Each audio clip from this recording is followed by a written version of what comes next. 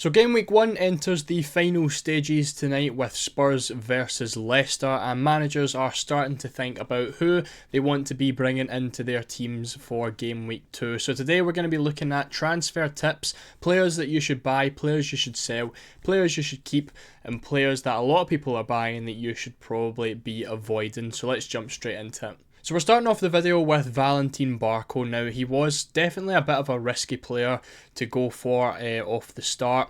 Only 4 million though, so the risk was at least taken back a little bit by the price.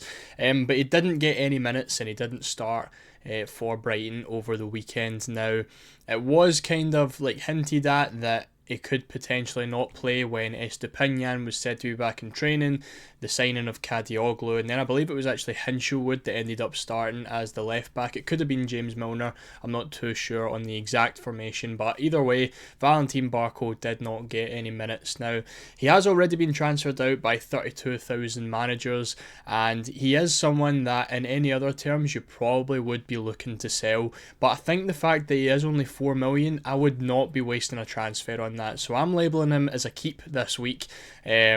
When you're looking at the predicted points and stuff, he is down as 0 because obviously got no minutes, so he isn't expected to get any more in the next few matches. But the fixtures are quite difficult for him, so he was always going to be someone who just sits on the bench. You can see Man United, Arsenal in the next 2, and I think even though he isn't going to be getting any minutes, if you can afford to just keep him on the bench, I wouldn't be wasting that transfer. I think the transfers are obviously very valuable at the start of the season, and I think if it's even better if you're wildcarding early on. So if you've got a game week 4 wildcard planned, there's really no reason to be using a transfer on your 4 million defender. For me, I would literally just be keeping him second or third on the bench and then just leaving him. If he drops in price, he drops in price, but as you can see, he isn't predicted to drop in price anytime soon. So unless he gets a mass sell-off over the next couple of days, which he could definitely do, I probably wouldn't be looking to sell him at all. I think you've if you've went for Barco, you have locked yourself into the fact that he could potentially not play and drop in price, so I think you should be okay with him dropping to 3.9. So for me, I would just be trying to bench him. I don't think I'd be wasting that transfer. Next up, we're looking at Quanza. Now, I'm labelling him as a sell. Now, why would Quanza be a sell, but Barco would be a keep? Now, my reasoning for this is because he is 4.5 million, so he has been transferred out more times than Barco has. He has at 41,000, and I think that is only going to rise because he was in a lot of teams. You can see with the price change right now, it is predicted to change in a week. If this ends up with a mass sell-off, obviously players get sold more when the game week finishes. It's only Monday right now, so if this changes to a couple of days, I would definitely be looking to sell, because if Quanza is going to drop to 4.4 million, you're not going to be able to transfer him out for anyone decent. Like, your only option is going to be going to a 4 million defender, because you're not going to be able to afford any of the 4.5s anymore. So my reasoning for selling him, again, only if he's going to drop. I think he could easily be a keep as well if he's going to stay at 4.5 million. I think you could keep him at least for another week to see what happens if he's going to start again against Brentford at home in game week 2, in which case, absolutely fantastic. You know, we've done quite well there, but obviously he was subbed at half time at the weekend, and his minutes could end up being managed quite a lot, potentially rotating with Kanate, which we obviously don't want. So for me, if his price change, if you see it anywhere that his price is going to drop to 4.4 million, I'll be trying to sell him as quick as possible.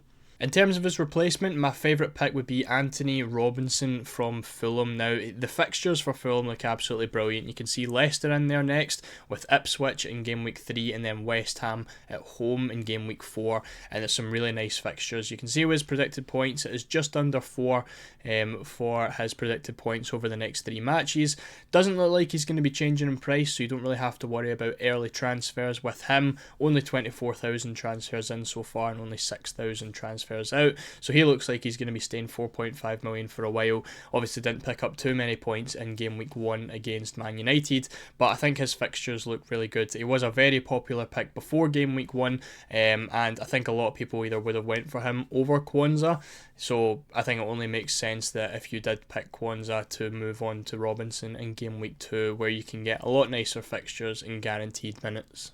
The good thing about Robinson too is even though in the match against Man United he didn't do too well, you can see with his heat map here he was someone who did get forward a fair bit. Not like massively attacking, but he does get forward, and then you can see he was also the highest rated player in the Fulham squad as well according to SofaScore. So definitely one of Fulham's better players, definitely one of the better FPL assets you can go for, and he's definitely one that you can start for the next 3 matches and you won't have to worry about rotation. So that's obviously all positives there. I'd be looking to buy him as soon as possible. Next up, we're looking at Christopher Nkunku. Now, he has already been sold by 29,000 players. Now, for me, I would 100% be looking to keep him because people have bought him in game week. People bought him before game week 1, knowing that he probably isn't going to get that many points in game week 1, and obviously he didn't. He only picked up a 1-pointer.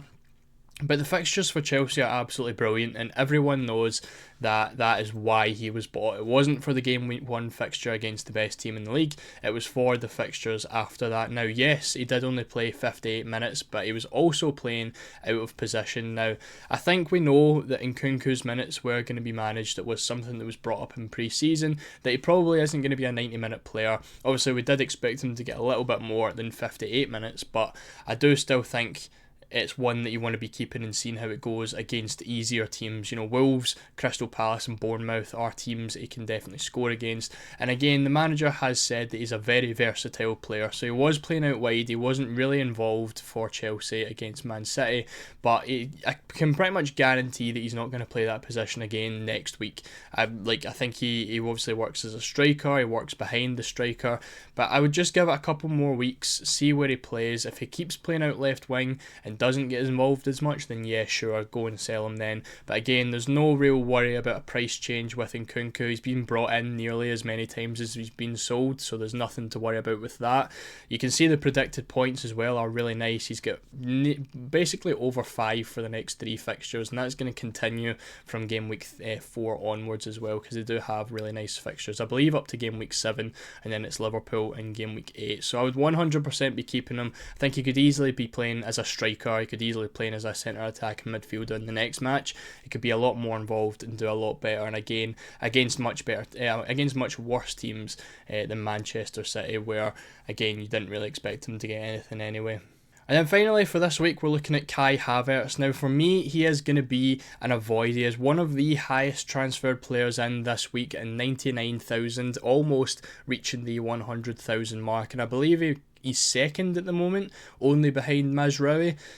But again, for me, I would be avoiding him right now. I think 100% Havertz looks brilliant, and if you got him before game week 1, if you bought him in pre-season, then that was a fantastic move. You know, I was looking at him myself, but for me, I wouldn't be looking at him right now because the fixtures aren't that great. You can see he's got Villa in game week 2, the Brighton fixture is pretty decent in game week 3, then it's Spurs in game week 4, and then I believe it's Man City in game week 5. Yeah, so it's Man City in game week 5. So for me, if I didn't own Havertz right now, I wouldn't be rushing to get him because 3 of his next 4 fixtures are really difficult, and he's not going to be getting the same hauls against one of the easier fixtures in the league with Wolves at home in game week 1. So he's probably someone I would be looking to get potentially on a wild card if you were wild card in game week 5 or 6.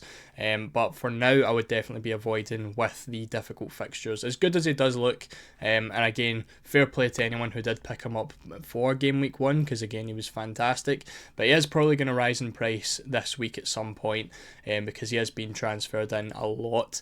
But for me, I would personally be avoiding at least for the next few weeks and see how it goes for him. So that is it for our Game Week 2 transfer tips. I didn't want to add too many players in this week because as much as people would like to make as many transfers as possible this week, you've built your team for the first couple of game weeks. You've not built it for Game Week 1. So for me, I would just be recommended to try and roll this week if you can, and for the next maybe 1 or 2 weeks as well, and save as many transfers as possible because again, you don't want to be too reactionary from game week 1 unless your players picked up an injury, unless they've not played whatsoever.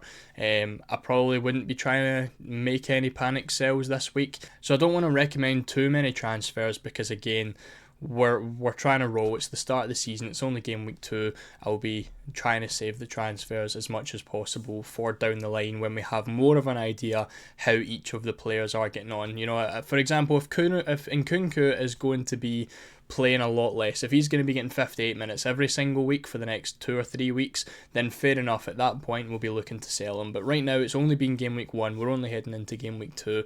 And again, taking in Nkunku, for example, his fixtures are going to be a lot easier than a game against Manchester City. So that is it. We have 5 players that we have to buy, sell, keep, or avoid this week. We will come back to this next week and see how we got on. If you enjoyed the video, please make sure to leave a like, make sure to subscribe as well, and I'll see you all in the next one.